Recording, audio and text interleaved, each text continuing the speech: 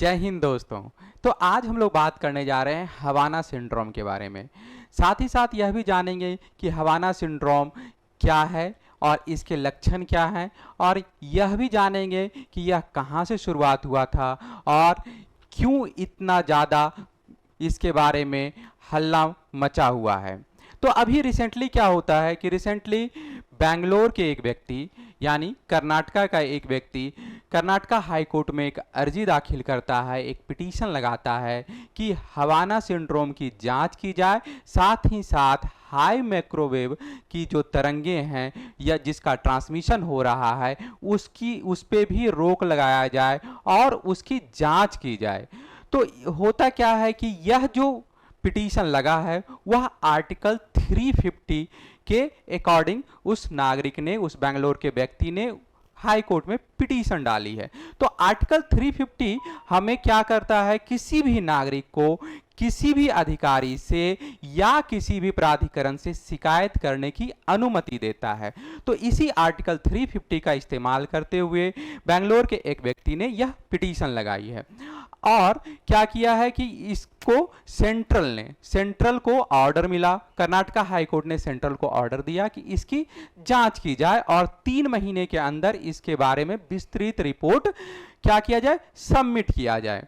तो आगे जानते हैं कि हवाना सिंड्रोम होता क्या है। क्या होता है जब आप इस हवाना सिंड्रोम से ग्रसित हो सकते हैं, तो आपको क्या क्या लक्षण आप में आइडेंटिफाई हो सकता है। सबसे पहले हम समझते हैं कि यह सिंड्रोम होता क्या है।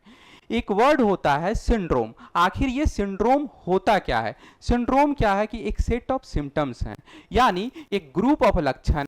क्या होगा कि एक ग्रुप ऑफ लक्षण आपको महसूस होगा और क्या हो सकता है कि वही सेट ऑफ सिम्टम्स और भी लोगों को महसूस किया जा सकता है। तो इसी सेट ऑफ सिम्टम्स को हम लोग क्या कह सकते हैं, सिंड्रोम कह सकते हैं। तो ये जो हवाना सिंड्रोम है उसके बारे में विशेष रूट काउज की बात करें कि होता क्यों है, क्यों हुआ और क्या इसके निदान है, ये सब तो अलग बातें हैं, लेकिन एग्जैक्ट रूट काउज बता पाना आज भी संभव नहीं है। तो होता क्या है कि जब हवाना सिंड्रोम से ग्रसित कोई व्यक्ति होता है तो उसे अजीब तरह की ध्वनि सुनाई पड़ती है, कानों में सनसनाहट होता है, जबकि बाहर कोई भी नॉइज ऑब्जर्व नहीं किया जाता है। यानी बाहर में कोई भी आवाज का या नॉइज का या साउंड का कोई भी सोर्स नहीं है, फिर भी आपको एक अजीब तरह की सनसनाहट कान में सुनाई देगी।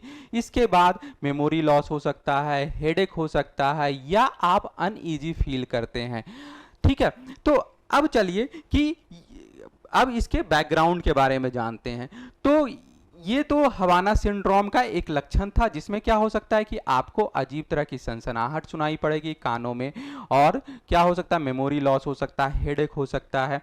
ठीक है, तो इसकी शुरुआत होती है साल 2016 में। साल 2016 में क्यूबा एक जगह है, एक देश है क्यूबा, जिसका कैपिटल सिटी है हवाना।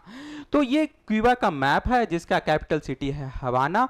हवाना में एक होटल है जिसका नाम है होटल नेकोनल। इस होटल से ही इसकी शुरुआत होती है। साल 2015 तक आते आते यूएस और क्यूबा के रिश्ते बहुत ही अच्छे नहीं, मतलब इनमें करवाहट थी, और साल 2015 में इनका दूतावास अमेरिकन अपना एम्बेसी क्या करते हैं, क्यूबा में खोलते हैं। और साल 2016 में यह यूएस ऑफिशियल्स और अधिकारी या उसके जो स्टाफ्स हैं उनके कानों में झंझनाहट या सनसनाहट की क्या होते हैं, लक्षण, सिम्टम्स आना शुरू होते हैं। और चूंकि यह जो बीमारी है या यह सिंड्रोम्स है वह कहां से शुरू हुआ, हवाना से शुरू हुआ, और सबसे पहले 2016 में हवाना में इसको ऑब्जर्व किया गया।